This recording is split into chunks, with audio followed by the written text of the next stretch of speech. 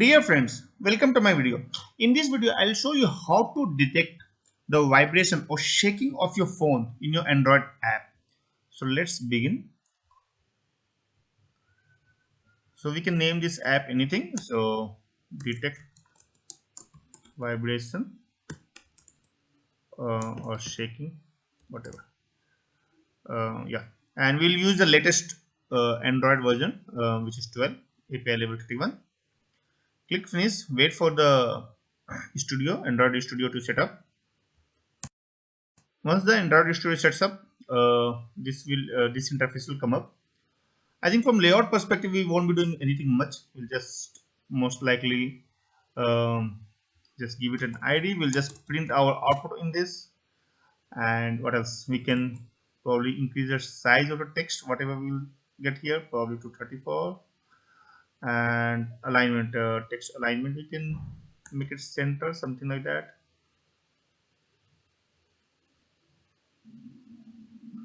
To center, yeah. So I think that will be more than sufficient. From layout perspective, we won't be doing anything much. In Java code also, we won't be needing any kind of special permission or privilege. We will be using certain sensors to do this, to detect the motion of the phone, and through that we will derive whether there has been any movement or vibration in the phone or not. But before that, I will just quickly define a local variable to associate with the text view widget in our layout. So text view find view by id R.id.textView, perfect. And now what I'll do is now I'll probably define few sensors, sensor manager. So sensor manager, and you can name anything to this variable, and we can get the sensor manager using the system service. So get system service, and the sensor service is what we will be needing. Perfect. So I think there's some error if I cast to Android. Okay, just do a casting. It will change the output of this get system service to the sensor manager so that the variable has the correct uh, data. Now if I proceed, so we'll use the sensor manager to create our sensor, and we'll see which all sensors which we can use. So if I create my sensor for, what should I say, shake, I can just, yeah, or you can name anything. This variable, the name doesn't matter. And we will be using our sensor manager, which we just now created, to get the default sensor, and then the sensor type could be, I'm not, okay, so let me first type sensor dot so there are different types: accelerometer, and then the gyroscope, then again accelerometer, uncalibrated, and ambient temperature, device, blah blah blah. So there are lots of things. You can try different things, but I think if I scroll down, there is motion detection as well. So we can even use this whether there is any motion, or there is pressure sensors. Then there is a step counter and step detector. So you can directly use these sensor types to see whether there is any steps which is taken. But most likely for the simplicity, I'll just take accelerometer in this particular video, and we'll be using the acceleration of the phone to detect whether there has been a sudden jerk or movement or vibration or shake or not. So once you have defined this, then what we can do is we can just now define a sensor event listener, and that will be a sensor event listener, which is basically it keeps listening any kind of changes to the any of the sensors. So if there is any change, so it will get captured in this sensor event. But we have to associate this event listener to this particular sensor. So what we can do is, before I get into that, the details or of this method, what we'll do when the sensor changes, let's register this event listener to this particular sensor. So for that, what we can do is we can use again our sensor manager, and we can then register the listener. And for that, what we can do is we can first define our listener. So which listener we want to associate, so that will be our sensor event listener. And then the second argument will be the sensor to which we want to associate, so that is sensor shake basically. So, and then the third argument will be Okay, it's not prompted. Yeah, so period, sampling period. So I think we can keep it as a something like normal over there. So sensor manager dot probably, let me see what all options are: fastest, accuracy, high, low. So you can choose, but I will go for normal because if you choose accuracy high and all, so I'm pretty sure it will eat up more of your resource from the phone. So it's better to go for the normal operations unless you are designing something very critical app for yourself. Okay, so once you have this, so what we'll do is we have two methods in this listener. One is the sensor change and sensor accuracy change. So I think we will not do much about over here in accuracy change. So most of our logic will implement here only. So here what we can do is, first and foremost, let's check whether the sensor event whatever is written is null or not. So if it's not null, of course, then only do anything, otherwise we it doesn't make sense. And then we can define certain variables, x, say for example so x, y and z, there are three dimensions of the space when where the acceleration can happen. So this event will return me the acceleration and data of each of these dimensions, so we can pull out that. So sensor event dot values, and I think the x will be the 0th index in this values, and y will be the 1, and z will be 2 is what I think. Okay, so okay, I will have to rename these variables. So once we have the variables which captures the acceleration against the three dimensions, then what we can do is we can use this data to see whether there is any sudden jerk or movement or not. So what we can do is we can either get a kind of magnitude or a kind of all the three parameters together, or we can check separately also. So in this video I'll try to check it separately. One disclaimer I would like to put over here, that this is not the logic which I'm not putting in this if condition is just based on my understanding, and for a more professional app you may have to do certain more study before implementing it. Okay, so what I'm doing, just a wild guess, that when the acceleration is greater than 2 meter per second square in the x direction, then I can assume safely that there is a certain move, or the user wants a certain move.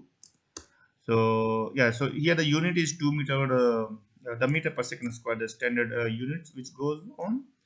And okay, so this is in the positive side, so we'll also have to check on the negative side. So I will also check whether this is less than -2. Then similarly for y I'll check, and what else, so I'll check this for y, and probably I will copy paste this, control C, control V. So and yeah, one more time. Okay, so just bear with me, let me just do some cleanup here. So I think the first one is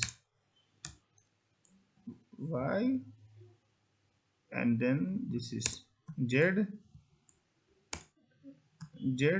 and I don't think we need this anymore, so I'll just remove this and bring the braces yeah, over here. Yeah, looks good. So if any of the acceleration in any direction is okay, let me do something like let me see if there's some smart indentation option there. So if I go in the code menu on the top, this one, auto indent line. So that's what I wanted to do. So okay, I think this is the best what they can do. Find no issues. Or I'll try once more. Auto indent. Okay, so yeah, so what I can see over here, in each direction, if it's greater than 2 or less than -2, it will detect whether there is a movement. Similarly for y and z, but I think for y direction I have to be a bit careful. There will be automatically acceleration due to gravity, which is somewhere around 9 point I think 9.8, depending upon, yeah, the area where you are. I think we may have like to add that, so probably I'll add that approximately 10 I will add. So I'll make it 12 if it's greater than 12, and minus less than 12. Okay. So once I have that, so then what I can do is I can just simply print in this that yeah, shaking, something like that. This text doesn't matter. I mean, you can use as per your preference, and then if it's not, then it should be set as no, not shaking, something like that. So I think that's all is what I understand. Let me run this and see how it comes up in an emulator. We'll be using the extended controls in the emulator to see how it behaves, whether it gives the accurate results or not. Yeah. So in the meantime, I'm just, so our app has come up in the emulator window on the right hand side, and it says no, not shaking, of course, because I think initially it's just constant and fixed, whatever you can say, like it's not moving, it's stationary, so it's not moving. So now we can start the extended controls by using these three buttons, and it will come up as a separate window on your yeah, on your taskbar. Just take a note. And here, if you go down, the virtual sensors part over here, that's where you can see all the sensors in this virtual emulator is also available. So you can use any of these things, but what we will be using is the acceleration due to gravity. So I think the device pose is the more important one over here. And if you see over here, this first one is of importance to us. So over here, I think, as I told, like 9.8 will be the default acceleration due to gravity. So this is in the y direction, I think, first one. Second one is probably x, and the third one is, no, I think, okay, let me move and see which one is what. So if I move on this direction,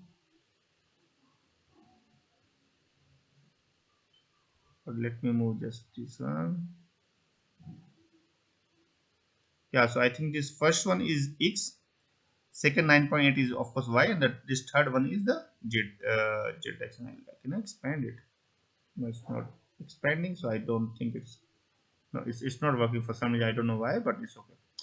Anyway, so what we'll be doing is we will play around with this and see whether it works or not. So right now I'm in the move motion, so I can just move and see. So yeah, if you see, if it moves, and it will be of course very fast, you have to keep a note of the acceleration due to gravity. And if it reaches above either above 2 or below -2, then it says yes, shaking.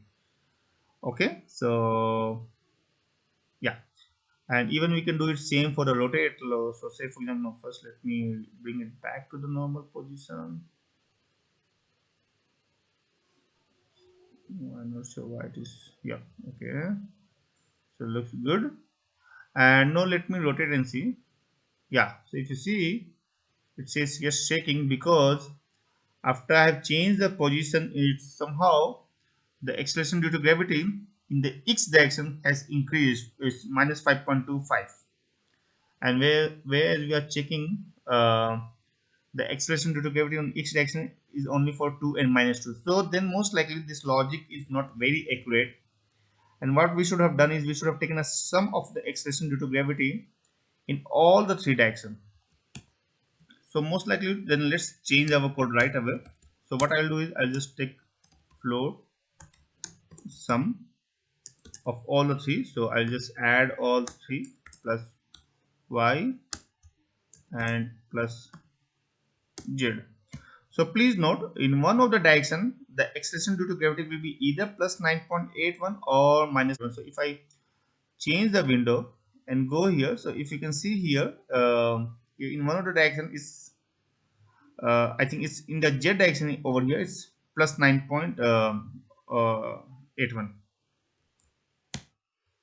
So to make it more simpler, what we can do is we can use the math library and get the absolute value of each of these, so that we don't know whether it's negative or positive, and just see the total sum. Yeah, so now if we just check, instead of all this logic, control X, and I'll just probably paste it somewhere because I can reuse it later if required, and simply I'll just put sum of this float should be greater than, say for example, 14, something like that. and then we can test it again, and let's see what the result we get. So if I see again in the, so yeah, it shows it's shaking because in a particular rotation, if I, okay, first let me make it straight so it's not shaking, and if I rotate it, so it shakes, it doesn't shake sometimes. And similarly, if I do a in the move side, if I move it, no, it's not shaking. But if I say, for example,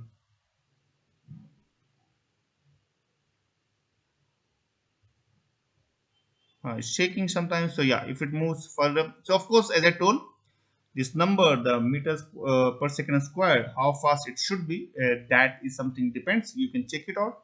But this was a simple way how we can design a particular using just the accelerometer sensors, that whether it's vibrating or not. So I'll put this source code. I'll put this part also in case someone wants to use this logic in a discrete way. But the better is to take a float sum and some of the all the parts of the acceleration, and then check it in one go. So that's all. If you have any questions or suggestions, then please put in the comment section. And if you like this video, then please subscribe to my channel. Thank you.